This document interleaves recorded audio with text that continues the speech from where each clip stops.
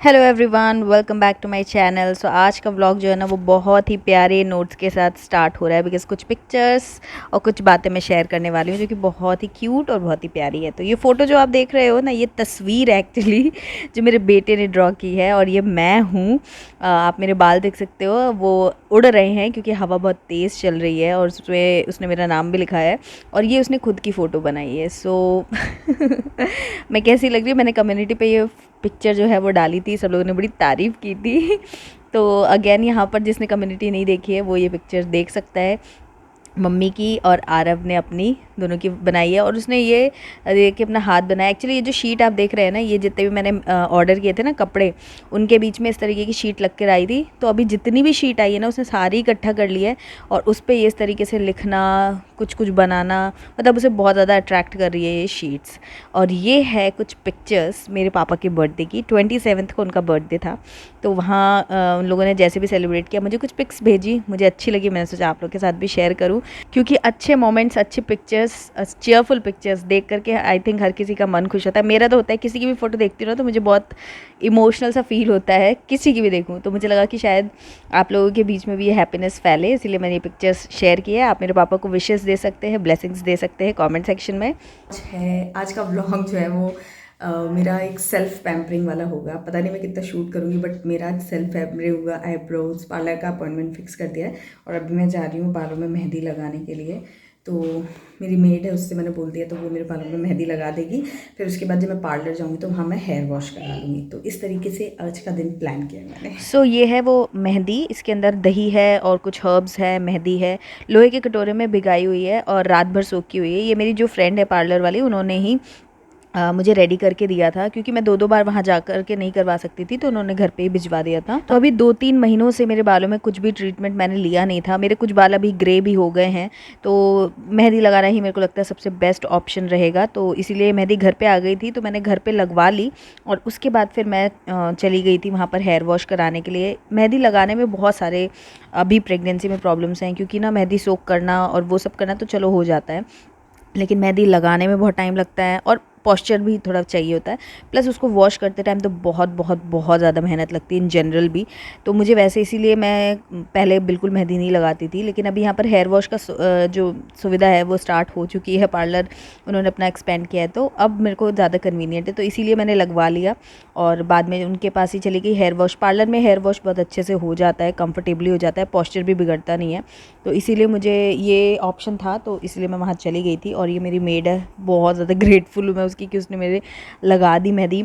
बहुत अच्छे से तो नहीं लगाई थी जैसे कि पार्लर में लगाते हैं, बट फिर भी मेरा काम हो गया था। और ये देखिए मेरे हाथ में भी लग गई थी मेहंदी, इसका कलर भी बहुत अच्छा आ गया था। तो मैंने ये करीब 3-4 घंटे ऐसे रख ली थी। गई तो थी मैं हेयर वॉश कराने के लिए, थोड़ा आईब्रोज एंड वैक्स कराने के लिए, बट वहाँ पर मैंने उनसे पूछा कि अगर थोड़ा टाइम मैनेज हो सके तो फेशियल भी करा लेंगे। तो जस्ट फॉर पैम्परिंग पर्पज़, कोई ग्लो या कोई और कोई पर्पज़ नहीं था, जस्ट पैम्पर करने के लिए मैंने अपना फेशियल भी करा लिया। उन्होंने ऑफ़र किया कि हाँ हो जाएगा, तो मैंने करवा लिया। और इतने टाइम वहाँ रुकने के बाद 2-2.5 घंटे से ज़्यादा ही हो गया था, तो मुझे बहुत भूख लग रही थी। तो फिर वहाँ पर पार्टी जैसा भी माहौल हो चुका था, वो लोग सब चाय पी रहे थे और मैंने ये थोड़ी छोटी बॉटल माज़ा की जो ठंडी थी वो ऑर्डर कर ली क्योंकि गर्मी बहुत थी और मुझे भूख भी लग रही थी और मुझे मीठा ही कुछ लेने का मन कर रहा था। तो माज़ा ही मेरे को सही लगा, तो वो मैंने इन्जॉय किया एंड देन फिर फेशियल कंप्लीट करा के मैं घर आई। तो आरव को यहाँ पर लग गई है तो कट लगा था छोटू सा। कहाँ लगा था? रुको रुको रुको, ऐसे करो, यहाँ लगा था, यहाँ पे लगा था, अब दिख नहीं रहा है, बहुत छोटू सा कट लगा था। हाँ इसमें दिख रहा है लेकिन कैमरे में आ नहीं रहा, कैप्चर नहीं हो पा रहा, बहुत छोटू सा था ना, यहाँ बीच में लगा हुआ था। तो फिर हमने क्या किया यार, इसमें मम्मा ने क्या किया, पेंट लगाया, नील पेंट लगा दिया। अब इससे क्या होगा, टीका रहेगा। हाँ पहले भी हो चुका ना आपके साथ ऐसा, एक बार ठीक हुआ था ना इसी से। फिर चलो जा, अब तो नहीं हो रहा ना दर्द? तो देर में दर्द बनता है। हाँ रखाओ, ये रख के तो आओ नील पेंट जगह पे, ये लो। अरे उस हाथ से रख दो। अरे तुम तो ब्रेव बॉय हो यार।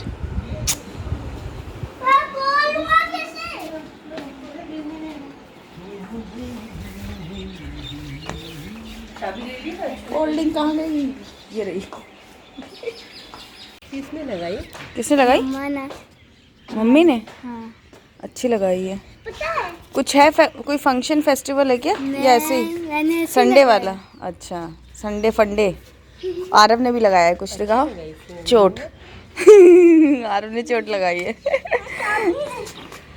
नेल पॉलिश लगाई है चोट पे, मम्मा ने। ऐसे मज़े में।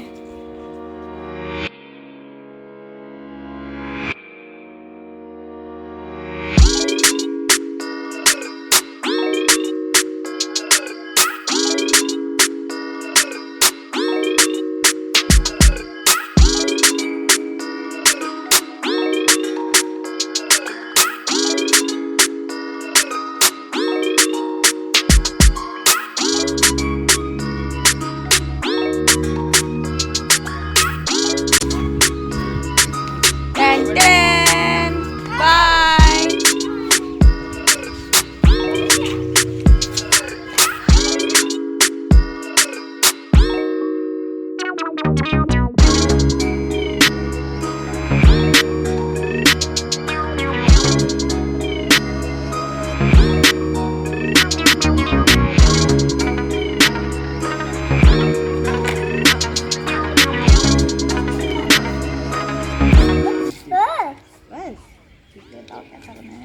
तो यहाँ पर वो जो जूस है ना पल्पी वाला, जो मैंने आपसे ग्रॉसरी हॉल में पहले अभी कुछ टाइम पहले शेयर किया था, उस टाइम हम 2 फ्लेवर लेकर के आए थे। बट अभी हम मम्मी पापा को दिखाने के लिए फिर से उसी स्टोर में गए थे, तो वहाँ पर और भी कई सारे 4-5 फ्लेवर नए आए थे। तो हम लोग नए कुछ फ्लेवर्स भी 2-3 लेकर के आए हैं। लीची है, मिक्स्ड बेरी, मिक्स्ड फ्रूट, ऐसे करके और भी है। तो ये लीची वाला आज लेकर के आए हैं। तो छत पे नया मतलब जो रेनोवेटेड फोल्डिंग है और जूस है, फ्रूट्स है, ये सब लेकर के हम लोग बस समर टाइम एंजॉय कर रहे हैं यहाँ पर। तो ये जूस सबको बहुत पसंद आया। तो अगर आप लोग भी ट्राई करना चाहते हो तो कर सकते हो, बट जो लोग प्रेग्नेंट है वो अभी फ़िलहाल अवॉइड करें, क्योंकि मैं तो अवॉइड कर रही हूँ। तो जो मैं अवॉइड कर रही हूँ वो आपको बता देती हूँ। और ये अगेन किसी के सजेशन पे ही है। मेरी एक सब्सक्राइबर ने मुझे कमेंट किया था, तो बस उनका कमेंट मान करके मैं इसको कर रही हूँ। बाकी इसके बारे में एलैबोरेटेड वे में मैं नेक्स्ट ब्लॉग में बात करूँगी आपसे। और यहाँ पर ये दोनों ना चुपके से अकेले बैठ के कुछ बातें कर रहे थे। मेरी अचानक से नज़र पड़ी तो मैंने जूम करके इन दोनों को ले लिया है। और बाद में अभी आरव ना नोटिस कर लेगा कि उसका वीडियो बन रहा है, तब देखना आप उसका रिएक्शन वो क्या करता है। यहाँ पर ये बच्चे हैं, अच्छे लगता है ना बच्चों की ऐसी बातें चुपचाप से सुनना। वो कुछ आरव जो है ना वो दीदी से सीख रहा है। कुछ बातें हैं कि डैम देना क्या होता है, डैमर कौन होता है, ये सब बातें चल रही हैं। तो वही मैंने यहाँ पर रिकॉर्ड कर लिया है जस्ट फॉर क्यूटनेस।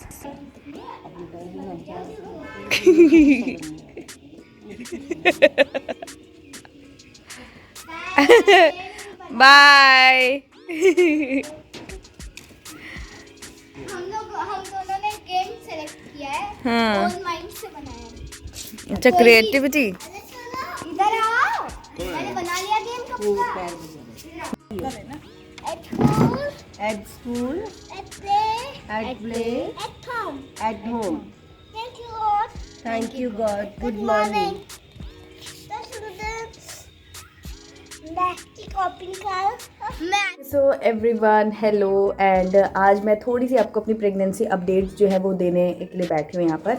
अभी सब लोग छत पे ही हैं, खेल रहे थे, बट मेरी कुछ प्रॉब्लम्स है जो मैं अभी आपको बताऊँगी। इसकी वजह से मुझे नीचे ही आना पड़ा। काफ़ी देर हम लोग वैसे ऊपर बैठ गए थे और अभी वो लोग आरव वगैरह अम्मा बाबा के साथ वो खेल रहा है, तो वो था। और हाँ, मैं आप लोग को एक्चुअली बताना ये चाह रही थी कि जैसे मेरे पास ना मेरी जो प्रेगनेंसी है उससे रिलेटेड कुछ क्वेश्चंस आते हैं। जैसे कि अभी रिसेंट में जो चल रहा है वो है ड्यू डेट का। तो वो मैं ड्यू डेट मेरी कब है मैं आपको अभी एग्जैक्ट नहीं बता पाऊँगी, आपको थोड़ा सा रुक करके बताऊँगी। मेरा अभी जो स्कैन स्केड्यूल्ड है वो स्कैन एक बार मेरा हो जाए, सोनोग्राफी अल्ट्रासाउंड जो भी है वो, उसके बाद फिर मैं एक बार थोड़ा डॉक्टर से बात कर लूँगी कि कब होगा, कैसे होगा, थोड़ा सा डिस्कशन एक बार कर लूँगी। देन फिर मैं पक्का आप लोगों को ज़रूर बताऊँगी कि मेरी ड्यू डेट एग्जैक्ट कब है। बट हाँ, अभी आपको इतनी अपडेट दे सकती हूँ कि मेरा 8 मंथ जो है वो स्टार्ट हो चुका है। ये तो अपडेट हो गई मेरी प्रेगनेंसी की, कितना टाइम हो गया क्या है। दूसरी चीज़ ये बताना मैं चाहती थी कि जैसे मेरा 3rd ट्राइमेस्टर लगा था ना, वैसे तो मुझे पूरी प्रेगनेंसी में ही फ्रीक्वेंट यूरिनेशन का बहुत प्रॉब्लम रहा है कि बार बार मुझे बाथरूम फ्रीक्वेंटली जाना पड़ता है। लेकिन अभी जैसे मेरा 3rd ट्राइमेस्टर यानी कि 7 मंथ या 6.5 महीने के बाद से ये जो चीज़ है ना, ये बहुत ज़्यादा मुझे परेशान कर रही है। परेशान इन द सेंस कि बार बार वॉशरूम जाना पड़ता है, हर प्यास भी बहुत लगती है, एक तो गर्मी भी है ना तो उसकी वजह से। और वैसे भी मैं ना पानी बहुत ज़्यादा पीती हूँ, मेरी हैबिट में ही है पानी ज़्यादा पीना। तो पानी पीते हैं और पानी पीने के थोड़ी देर बाद से फिर मेरे को बाथरूम जाना पड़ता है।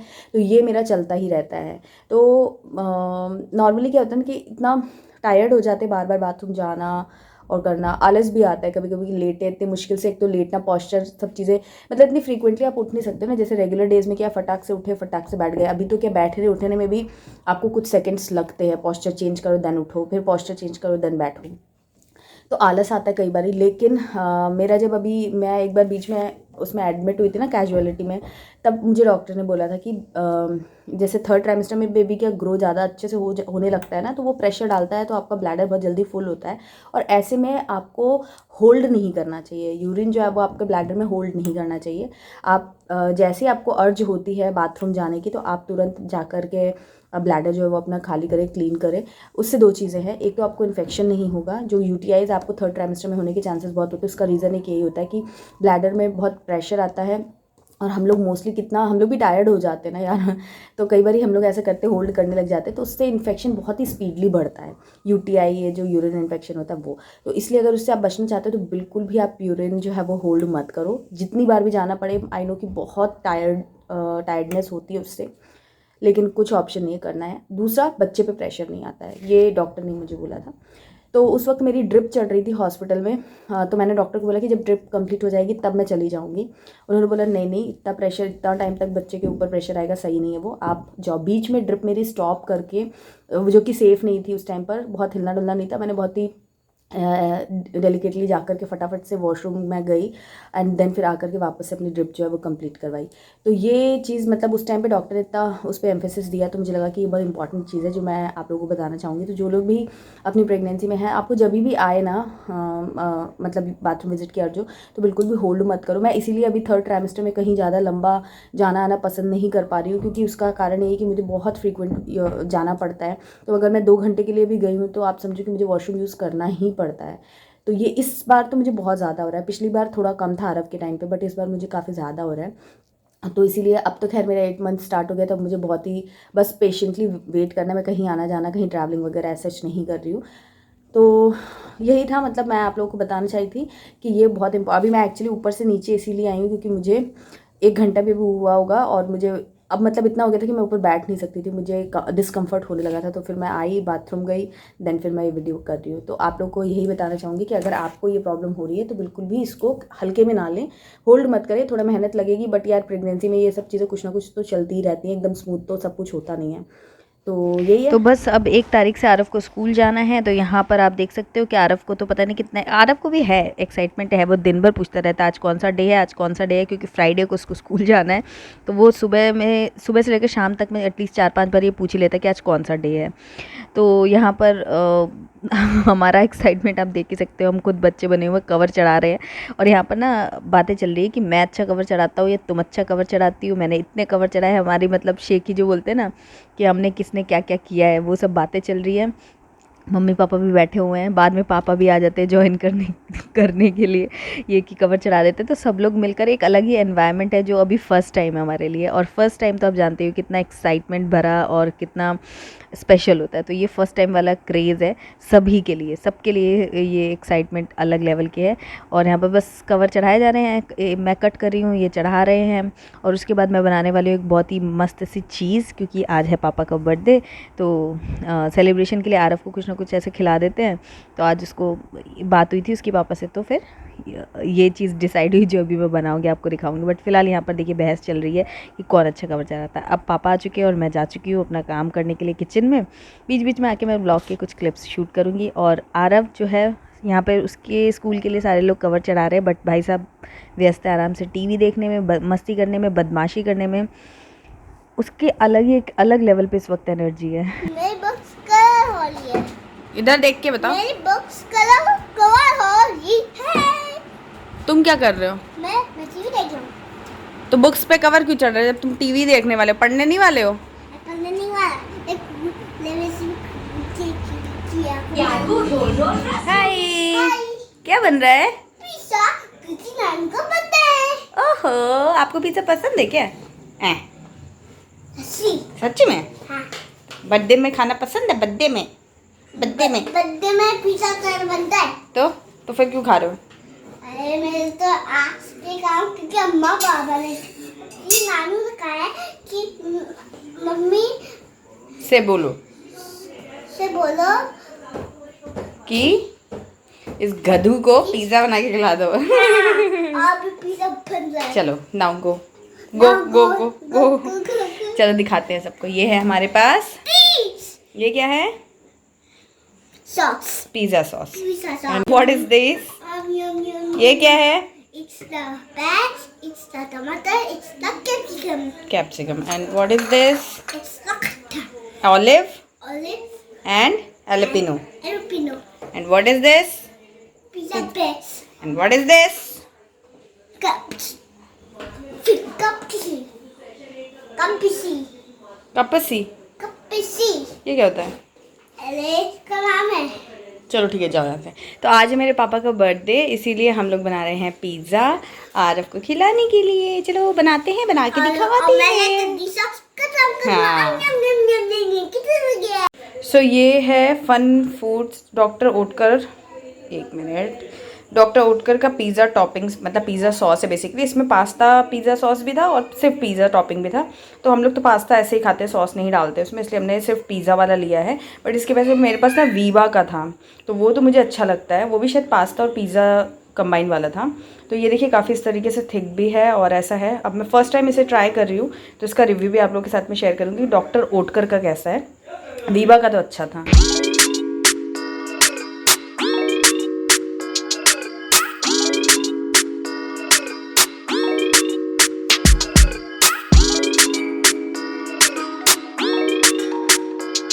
तो यहाँ पर कवर्स चढ़ चुके हैं, बट आरव के पापा को बिल्कुल भी चैन नहीं है। बोले नाम लिख दूँ, ये कर दूँ। मैंने कहा मैडम को थोड़ा सा इंस्ट्रक्ट करने दो, स्कूल में कुछ चीज़ें जमा होंगी तब जा कर के उनको समझ में आई है कि भाई मैडम के इंस्ट्रक्शन के बाद फिर आगे की प्रोसेस करेंगे, अभी इतना काफ़ी है। पिज़्ज़ा बन चुका था गर्मा गर्म, बहुत ही सही बनता है यार ये वाला पिज़्ज़ा आजकल। थिन क्रस्ट आ जाने से ना इसका टेस्ट बहुत अच्छा हो जाता है। मोटा वाला खाने में ब्रेड सी आती है, बट थिन क्रस्ट अगर है तो एकदम परफेक्ट लगता है। तो यहाँ पर मम्मी हैं हंसी मुझे इस बात पे आ रही है कि हम लोगों ने 3 पिज़्ज़ा बनाए थे। पापा ने पहले ही मना कर दिए थे कि वो नहीं खाने वाले, उनके लिए पराठे और बना दिए थे। सब्ज़ी वगैरह दिन की बची हुई थी, लंच वगैरह बचा हुआ था, दाल चावल भी थे, सब्जी भी थी, तो उनके लिए पराठे बन गए थे। और यहाँ पर हम 3 थे, 3 लोगों ने 3 तरीके के पिज़्ज़ा बनाए थे। इनका अलग था, उसमें टॉपिंग्स अलग डाली थी, मैंने अपनी अलग डाली थी और आरव की थोड़ी अलग। तो मम्मी को सब ने अपना एक एक स्लाइस दे दिया था और मम्मी ने तीनों का एक एक पिज़्ज़ा खाया। और फिर सब पूछे थे किसका अच्छा बना, किसका अच्छा बना। बट बाद में मम्मी ने बताया कि सबका उनको एक जैसा ही लगा, बहुत ज़्यादा कुछ ऐसा डिफरेंस नहीं लगा कि बहुत ही कुछ अलग है। डॉक्टर ओटकर का जो पिज़्ज़ा सॉस था वो अच्छा था, अच्छा लगा मुझे, आप ट्राई कर सकते हो डेफिनेटली। बट वीवा का जो मैंने यूज़ किया ना वो पिज़्ज़ा एंड पास्ता सॉस है, तो मुझे वो भी बहुत अच्छा लगा। उसका थोड़ा डिफरेंट फ्लेवर था, इसका थोड़ा डिफरेंट फ्लेवर था। वो थोड़ा ज़्यादा स्पाइसी था, ये थोड़ा सा माइल्ड था। तो दोनों ही आप ट्राई कर सकते हो। इसी के साथ में आगे इस ब्लॉग के एंड पर आई होप आज का वीडियो ब्लॉग आपको मज़ेदार लगा होगा। कुछ इन्फॉर्मेशन मैंने शेयर की वो आपके काम ज़रूर आएगी। अगर पसंद आया तो लाइक कमेंट और शेयर ज़रूर करना। कमेंट ज़रूर करके मुझे बताना आपका favourite part of the vlog. मैं मिलती हूँ आपसे नेक्स्ट व्लॉग में, तब तक के लिए bye bye and take care.